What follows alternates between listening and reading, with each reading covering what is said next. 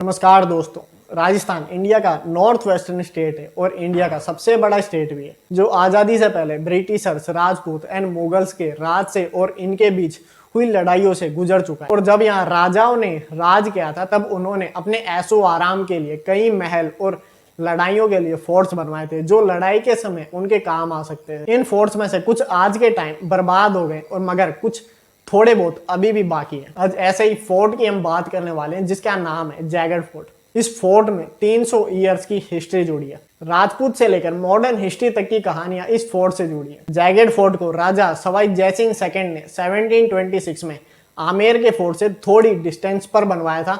अगर डिस्टेंस की बात करें तो जयपुर सिटी से इस फोर्ट की दूरी करीब 15 किलोमीटर की है। ऐसा कहा जाता है कि सवाई जयसिंह ने यह फोर्ट आमेर और नाहरगढ़ फोर्ट की प्रोटेक्शन के लिए बनवाया था। यह फोर्ट अरावली माउंटेन रेंज की एक ऊंची पहाड़ी पर सिचुएटेड है और आमेर फोर्ट से करीब 400 मीटर ऊंचा है। राजपूत के एक क्लैन कछवा ने 10th सेंचुरी में आमेर में अपना एम्पायर एस्टैब्लिश किया था। उससे पहले तक आमेर को दूंढार कहा जाता था। इस फोर्ट की बहुत सी खासियत भी है, जिसमें से एक है इसकी जयवान कैनन। यह वर्ल्ड की ऑन द व्हील सबसे बड़ी कैनन है, जिसे केवल एक टेस्ट फायर ही किया गया था। इस टेस्ट फायर से एक तालाब का फॉर्मेशन हुआ था। उसके बाद इस कैनन को कभी भी चलाया नहीं गया और यह कैनन आज भी जयगढ़ फोर्ट में रखी हुई है। सवाई जयसिंह ने इसके अलावा जयपुर सिटी को भी एस्टैब्लिश किया था। जयपुर में प्रेजेंट और कई चीजों को भी सवाई जयसिंह ने एस्टैब्लिश करवाया था। एग्जाम्पल के लिए जंतर मंतर। मगर इस फोर्ट की हिस्ट्री ने लेट 20th सेंचुरी और सेंट्रल गवर्नमेंट द्वारा लगाए गए नेशनल इमरजेंसी के कुछ इवेंट्स बहुत ज्यादा इंपॉर्टेंट है। इस फोर्ट से जुड़ी कुछ कहानियां भी हैं, कई अफवाहें भी और कुछ सच भी हैं। उसमें से एक स्टोरी है कि सवाई जयसिंह ने अफगानिस्तान से जीत के लाए खजाने को आमेर के फोर्ट में कहीं छुपा दिया था। Amer fort and Jaigarh fort बहुत से रीजन से एक दूसरे से जुड़े हुए। एक रीजन तो यह है कि वो दोनों रॉयल फैमिली के फोर्ट हैं। मगर कुछ इंसिडेंट्स तो ऐसे भी हैं जिनकी कहानियां आमेर और जयगढ़ फोर्ट को रिलेट करती हैं। कहानी की स्टार्टिंग होती है लेट 16th सेंचुरी में, जहां राजा मानसिंह फर्स्ट की बहन जोधाबाई को अकबर ने देखा और बाद में उनकी शादी हो गई। और अकबर ने मानसिंह फर्स्ट की बहादुरी देखकर उसे अपना भरोसेमंद जनरल अपॉइंट कर दिया। अकबर ने उन्हें अपने नवरत्नों में शामिल कर लिया और अकबर मानसिंह को जहां लड़ने को कहते थे वो वहां लड़ने जाते थे और जीत के आते थे। कहा जाता है कि अकबर ने मानसिंह को अफगानिस्तान भेजा था कुछ कबीलों से लड़ने के लिए, क्योंकि मुगल खुद के राज को अफगानिस्तान तक ले जाना चाहते थे। और इसी वजह से मानसिंह 1581 में काबुल जाते हैं और वहां कई कबीलों से लड़ते हैं, उन्हें हराते हैं। कहा जाता है कि जीतने के बाद बहुत सा सोना और खजाना मानसिंह और उनके सैनिकों ने जीता और उसे इंडिया में लेकर आए। मगर इंडिया में लाने के बाद उस खजाने के बारे में अकबर को नहीं बताया गया और इस खजाने को उसने आमेर के किले में कहीं छुपा दिया। मगर कुछ सालों बाद एक किताब सामने आई जिसका नाम था हफ्त तिलिस्मत ए अम्बेरी। इसका मतलब है अम्बेर के साथ खजाने। इस बुक में मानसिंह के खजाने का जिक्र था, जिसके बाद जयपुर और उसके आसपास इस खजाने की बात शुरू हो गई। मुगलों के बाद ब्रिटिशर्स ने इस फोर्ट में से उस खजाने को ढूंढने की बहुत सी कोशिश की, मगर कुछ नहीं मिला। आमेर फोर्ट के बाद जयगढ़ फोर्ट में भी इस खजाने को ढूंढा गया, मगर रिजल्ट वही सेम था। उस बुक के अकॉर्डिंग यह कहा गया था कि उस खजाने को 7 वाटर टैंक्स के अंदर छुपा गया है, मगर यह सच था या फिर कोई कहानी थी। और कुछ सालों बाद इंडिया आज़ाद हो गया और इंडिपेंडेंस के टाइम जयपुर के राजा थे मानसिंह सेकंड एंड उनकी वाइफ गायत्री देवी। इंडिपेंडेंस के कुछ 28 साल बाद कंट्री में नेशनल इमरजेंसी लगाई गई और इमरजेंसी के टाइम फोर्ट में जो हुआ उसके लिए हमें इंदिरा गांधी एंड जयपुर की महारानी गायत्री देवी के रिलेशनशिप को जानना बहुत इंपॉर्टेंट है। गायत्री देवी प्रेजेंट वेस्ट बंगाल में कूच बिहार किंगडम के राजा महाराजा जितेंद्र नारायण एंड इंदिरा देवी की बेटी थी, जिनकी शादी जयपुर के राजा मानसिंह सेकंड से हुई थी। गायत्री देवी एंड इंदिरा गांधी एक दूसरे को बहुत पहले से जानती थी। दोनों ने शांति निकेतन रविंद्रनाथ टैगोर द्वारा एस्टैब्लिश पात भवन में पढ़ाई की थी, मगर इन दोनों के रिलेशनशिप बहुत नॉर्मल नहीं रहे। 1962 में गायत्री देवी ने जयपुर से लोकसभा इलेक्शन लड़ा और उस टाइम के रिकॉर्ड के मुताबिक वर्ल्ड रिकॉर्ड मार्जिन से जीत हासिल की। उन्होंने श्री राजा गोपालाचारी की स्वतंत्र पार्टी से टिकट से इलेक्शन लड़ा था और कांग्रेस की शारदा देवी को हराया था। गायत्री देवी एक स्ट्रॉन्ग पॉलिटिकल कॉन्टेंडर के तौर पर सामने आ रही थी और पॉलिटिकल लीडर्स के अलावा वो जयपुर की महारानी भी थी। दूसरी तरफ इंदिरा गांधी के भी कुछ कॉन्सर्न्स थे, जैसे कि वो प्रिंसली पर्सेस को लेकर नाराज रहती थी। 1971 में 26th अमेंडमेंट के साथ इंदिरा गांधी ने प्रिवी पर्स को खत्म किया। इस अमेंडमेंट से पहले तक कई राजघरानों को कई प्रिविलेजेस और प्रिंसली स्टेट्स को कॉम्पेंसेशन दिए जाते थे। 26th अमेंडमेंट से इन प्रिविलेजेस को खत्म किया गया और एक डेमोक्रेटिक सोसाइटी की तरफ रास्ता बनाया गया और उस पर फोकस किया गया। इसके अलावा कई अमेंडमेंट्स भी किए गए। इसके कुछ सालों बाद इंदिरा गांधी के खिलाफ इलाहाबाद हाई कोर्ट में इलेक्शन माल प्रैक्टिस का केस दायर किया गया और कोर्ट ने इन्हें गिल्टी पाया और उनके इलेक्शन को नल एंड वॉइड डिक्लेयर कर दिया गया। कोर्ट ने इंदिरा गांधी को 6 साल तक इलेक्शन से दूर रखा। इससे वो 6 साल तक कोई भी इलेक्शन नहीं लड़ सकती थी।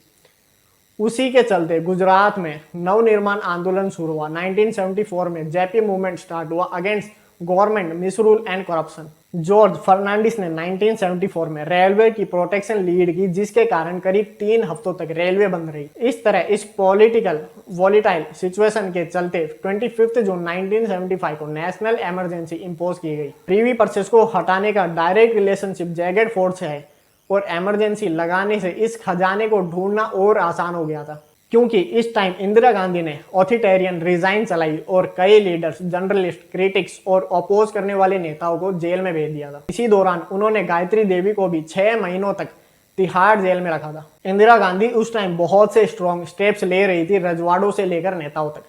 इंदिरा गांधी के बेटे संजय गांधी भी इमरजेंसी के टाइम पॉलिटिकली एक्टिव थे। पॉलिटिकल डिसीजन मेकिंग में इतने एक्टिव थे कि कहा जाने लगा था कि गवर्नमेंट संजय गांधी ही चलाते हैं।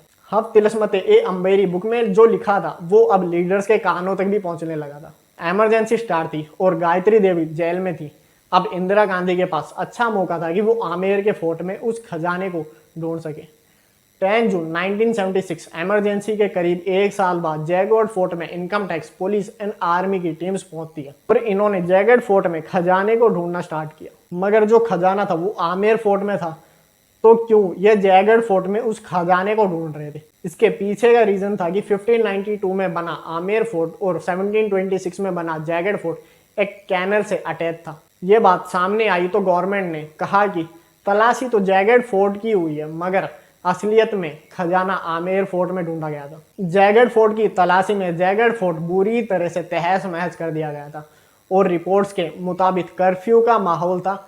किसी आम इंसान का वहां आना जाना मना था। ये बातें, खजाने को लेकर कहानियां कुछ दिनों तक लोकल ही रही, क्योंकि इमरजेंसी में मीडिया, इंफॉर्मेशन, बाकी चीजों पर रिस्ट्रिक्शन था। लेकिन धीरे धीरे खजाने की बातें इंडिया और फिर दुनिया में भी फैली। पहले दिल्ली और फिर जुल्फिकार अली भुट्टो पाकिस्तान के प्राइम मिनिस्टर तक पहुंची। जुल्फिकार अली भुट्टो ने 11 अगस्त 1976 को इंदिरा गांधी को एक लेटर लिखकर कहा कि उन्हें पता चला है कि जयगढ़ फोर्ट में खजाना ढूंढा जा रहा है।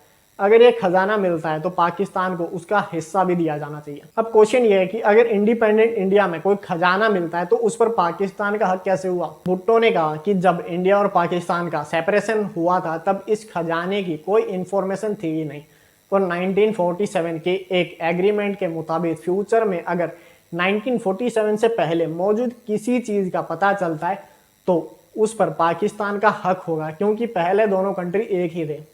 और यह लेटर पाकिस्तान की तरफ से लीक हो गया। मगर सवाल यह है कि इंदिरा गांधी को भी यह खजाना मिला या नहीं। जुल्फिकार अली भुट्टो के लेटर के बाद वर्ल्ड में एक हल्ला मचा कि इंडिया में कोई खजाना है जिससे ढूंढने के लिए कर्फ्यू लगाया गया है और इंडियन गवर्नमेंट अपने रिसोर्सेस यूज करके इसे ढूंढ रही है। इंदिरा गांधी ने लेटर का जवाब तुरंत ही नहीं दिया। नवंबर 1976 को इंदिरा गांधी ने सर्च ऑपरेशन को बंद करने का ऑर्डर दिया और उसी टाइम इंदिरा गांधी ने जुल्फिकार अली भुट्टो के लेटर के जवाब में लिखा कि लीगल टीम से बातचीत के बाद यह कंक्लूजन निकाला गया कि पाकिस्तान का किसी खजाने पर कोई हक नहीं है, और उन्होंने ये भी कहा कि कोई खजाना मिला ही नहीं है। अगर खजाना मिला ही नहीं है तो बात यहीं खत्म हो जानी चाहिए। इंदिरा गांधी ने ऑफिशियली यह कहा कि जयगढ़ फोर्ट में सिर्फ 230 केजी सिल्वर मिला है और कोई खजाना नहीं मिला है। अब अगर ये खजाना मिला नहीं तो गयागा। इस मैटर पर कई वर्किंग थ्योरीज हैं, हालांकि इनके एविडेंस नहीं है। खजाने को लेकर आज तक इंफॉर्मेशन डाउटफुल है। इसका रीजन ये है कि जब इंदिरा गांधी ने कहा कि खजाने की रिसर्च अब बंद कर देनी चाहिए, उसके एक दिन बाद जयपुर एंड दिल्ली हाईवे बंद कर दिया गया था और कहा जाता है कि उस पर केवल मिलिट्री के ट्रक्स दिखे थे, और आज तक इसके जवाब में गवर्नमेंट ने कुछ भी नहीं कहा है। इसके बाद कुछ कहानियां सामने आई जिनका कोई एविडेंस नहीं है। एक कहानी तो यह है कि उस फोर्ट से बहुत बड़ा खजाना मिला था जिसे ट्रक्स में भरकर दिल्ली ले जाया गया। किसी को इसका पता ना चले इसलिए रोड्स को ब्लॉक कर दिया गया था। और जब सवाल उठा कि खजाना गया कहाँ, तो दूसरी कहानी यह थी कि दिल्ली एयरपोर्ट से 2 एरोप्लेन्स में भरकर खजाने को स्विट्जरलैंड ले जाया गया था। कौन से एरोप्लेन थे, कहाँ खड़े थे, क्यों खड़े थे, इस पर कोई रिलायबल इंफॉर्मेशन मौजूद नहीं है। एक सवाल यह भी है कि अगर खजाना नहीं मिला तो मानसिंह फर्स्ट का खजाना गया कहाँ। तो कहा जाता है कि जय सिंह सेकंड ने खजाना ढूंढा था और उसका एक बहुत बड़ा हिस्सा जयपुर सिटी को बसाने और बनाने में खर्च कर दिया था। लेकिन सच क्या है ये किसी को नहीं पता। गायत्री देवी जब जेल से बाहर आई तब उन्होंने भी खजाने पर कुछ नहीं कहा। लेकिन पाकिस्तान के पीएम एंड इंदिरा गांधी के बीच लेटर से पता चलता है कि खजाने के बारे में डिस्कशन तो हुआ है, इस बारे में भी कुछ नहीं पता दिल्ली जयपुर हाईवे क्यों बंद था और वहाँ Sanjay Gandhi military and police और कर्फ्यू क्यों था। ऐसा क्या हुआ था कि 5 महीनों तक रिसर्च ऑपरेशन चलते रहे। इन सवालों के जवाब अब तक नहीं मिले। तो अगर आपको ये वीडियो अच्छी लगी हो तो प्लीज़ इस वीडियो को लाइक कर दे। अगर चैनल पर न्यू है तो चैनल को सब्सक्राइब कर दे फॉर मोर इन्फॉर्मेटिव वीडियोस।